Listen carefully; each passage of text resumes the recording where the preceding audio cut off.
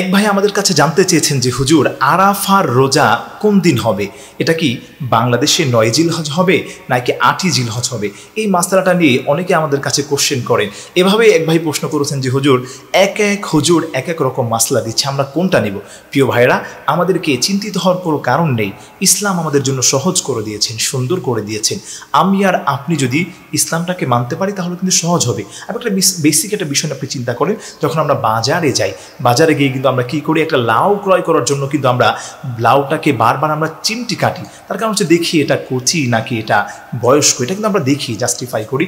So একইভাবে ইসলামটা আমরা সহজ, ইসলামটাকে আমরা কেউ দেখা যায় এটা নিয়ে চিন্তা গবেষণা করি না। চিন্তা গবেষণা না করার কারণে এই সমস্যাগুলো আমাদের হচ্ছে।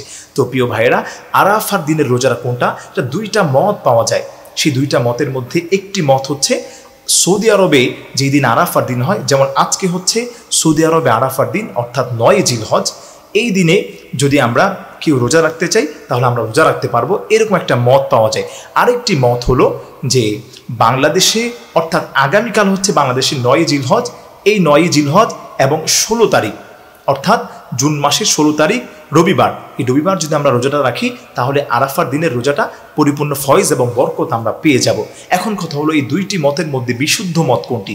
এই দুইটি মতের মধ্যে বিশুদ্ধ মত হলো যে আগামীকাল, অর্থাৎ যে রবিবার আসতেছে এই ১৬ই জুন এবং ৯ জিলহজ, এই দিনটি হচ্ছে বাংলাদেশে আরাফার দিন। তার কারণ হলো নবী সাল্লাল্লাহু আলাইহি ওয়াসাল্লাম বলে দিয়েছেন, তোমরা রোজা রাখো চাঁদ দেখে এবং রোজা ভাঙো তোমরা চাঁদ দেখে, ঈদ উদযাপন করো তোমরা চাঁদ দেখে, এবং চাঁদ না উঠলে তোমরা ঈদ উদযাপন করো না। এভাবে কিন্তু নবী সাল্লাল্লাহু আলাইহি ওয়াসাল্লাম থেকে অসংখ্য হাদিস বর্ণিত হয়েছে। সো এদিকে যদি আমরা লক্ষ্য করি তাহলে আমরা স্পষ্টভাবে পেয়ে যাই আরাফাতের রোজা হচ্ছে বাংলাদেশে আগামীকাল, অর্থাৎ রবিবার ৯ জিলহজ এবং বাংলাদেশের জুন মাসের ১৬ তারিখ, অর্থাৎ আজকে রাত্রে, আজকে হচ্ছে শনিবার, আজকে দিবাগত রাত্রে আমরা সাহারি করব এবং আগামীকাল রবিবার আমরা রোজাটা রাখার চেষ্টা করব।